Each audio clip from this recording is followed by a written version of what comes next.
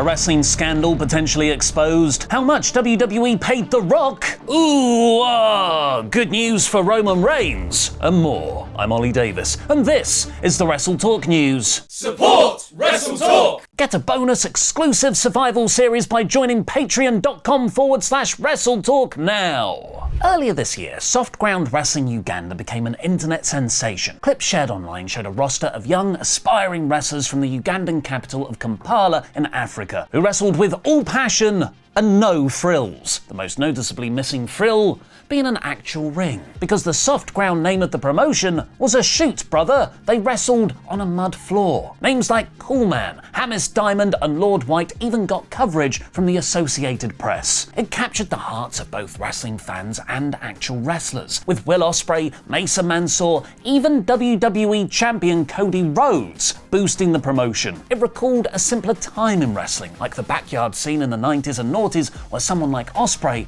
first started out. Fans raised the promotion tens of thousands of dollars online. Notable wrestlers like former AEW star Seema and former WWE stars now with AEW Mesa Mansour actually traveled to Uganda to wrestle in matches to help raise their profile more. But now, in a report from Bodyslam.net, the promotion's founder is being accused of mismanaging those funds. The promoter of Soft Ground Wrestling is Daniel Bumbush. Bodyslam.net describes him as a long-time wrestling fan who has a professional background translating American wrestling matches for Ugandan audiences, and he's worked as a television presenter in the past. He is also Soft Ground Wrestling's principal wrestling trainer, despite having no apparent formal training himself. Bodyslam.net alleges that with SGW's growing popularity, Bumbash focused his company's marketing around the idea that SGW was a haven for young orphans with nowhere to go, no education, nothing to eat, and no prospects for a better future. This inspired the fundraising efforts. An American team was first to reach out to help, offering to start a GoFundMe. Bumbash declared the team the US ambassador for SGW, and the campaign to raise $10,000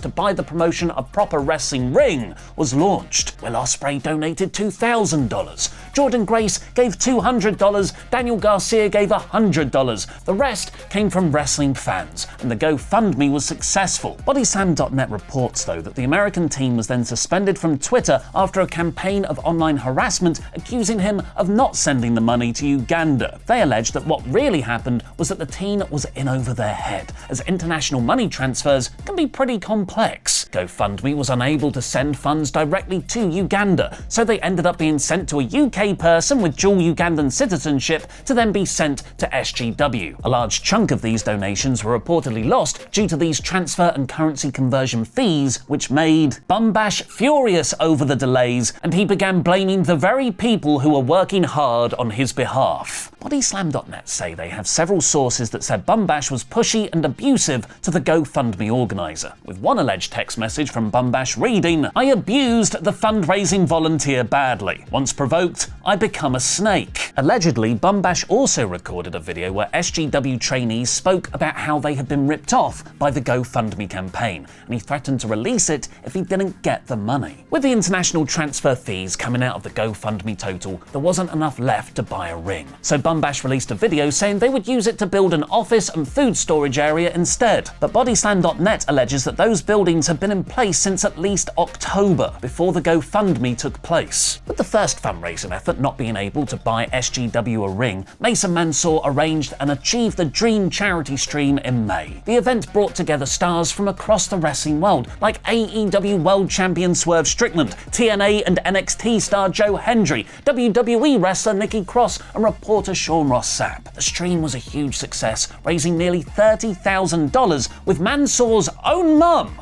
donating the amount of money to buy SGW a van so they could travel around for shows. And then came the biggest endorsement so far. WWE champion Cody Rhodes released a video announcing he was going to buy a fully funded ring for SGW to be built locally to get around all the logistical problems of shipping a ring from elsewhere to Uganda. Bumbash then started to talk about running a 50,000-seat stadium show and claimed SGW had signed an agreement with Ugandan TV channel MBS Sport to air the promotion. Bodyslam.net tried to verify the TV deal with MBS Sport, but was met with silence. They also reached out to to Bumbash himself, who supplied unsigned paperwork suggesting there was no actual signed contract. Body Slam then tried to look up Soft Ground Wrestling or the Bumbash Wrestling Academy on the Ugandan Registration Services Bureau, but there were no results, meaning SGW is neither a legal business, charity, orphanage, school, or any other type of entity as far as the laws of Uganda are concerned. Bumbash allegedly couldn't supply Body Slam with a valid certificate, insisting there was an error on the Ugandan government website. The reason this legal corporation stuff is so important is that it means all the cash donations raised and the van bought by Mansour's mum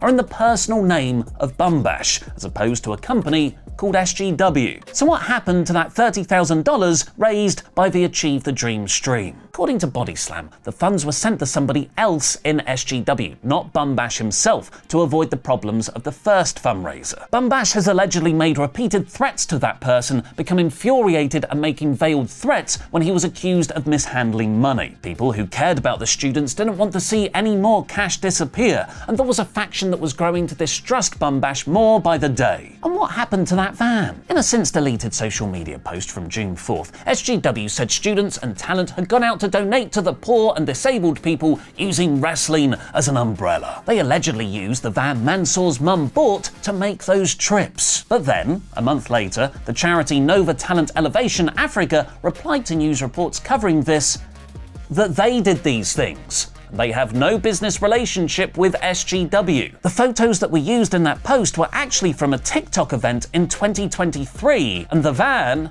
was a different van. Bumbash told Body Slam he's never lied. When asked about the van post, he replied, "We are stronger no matter what.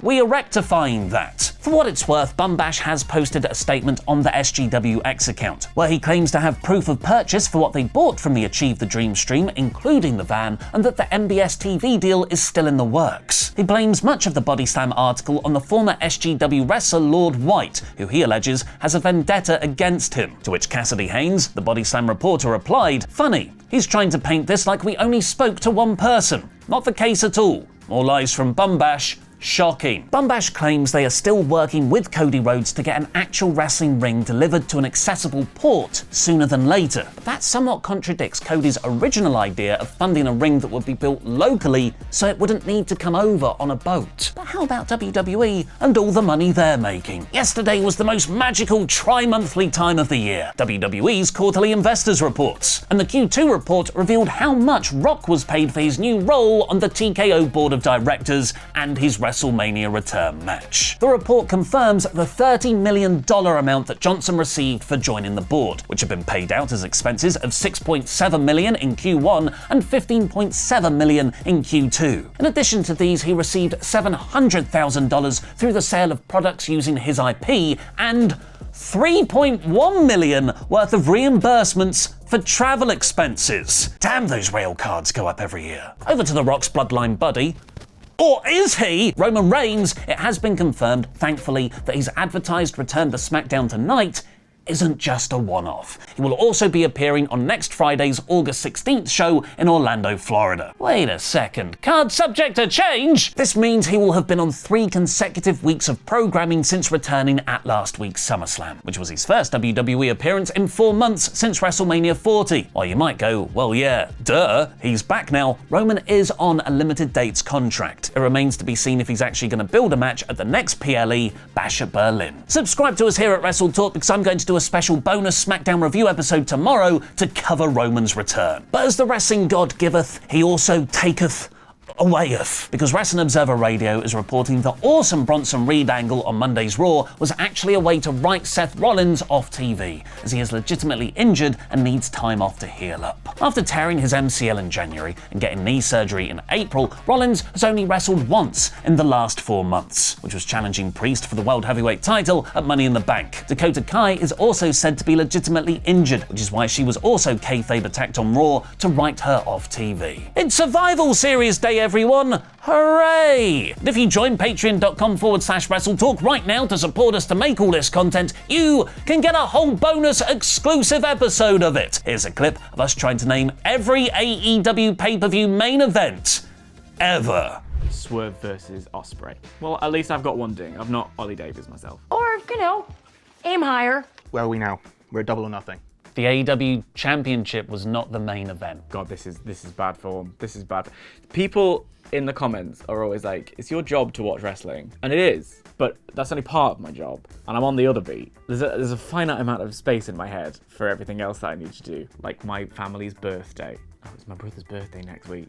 I haven't got him anything. See, this is if I can't remember my brother's, how old is he? I don't know. If I can't remember that, how am I supposed to remember the main event of Double or Nothing? I think this was advertised as a co-main event. So are we counting both, or are we just counting the one that just went on last? The real main event, the last match. Okay, right, okay, that's good, okay. There are only ever one main event on these shows. I don't care what WrestleMania tries to say. Fair enough. Can I just say it was Anarchy in the Arena? Do I have to tell you who was in it? Give me the teams. The Elite versus Team AEW. Ding.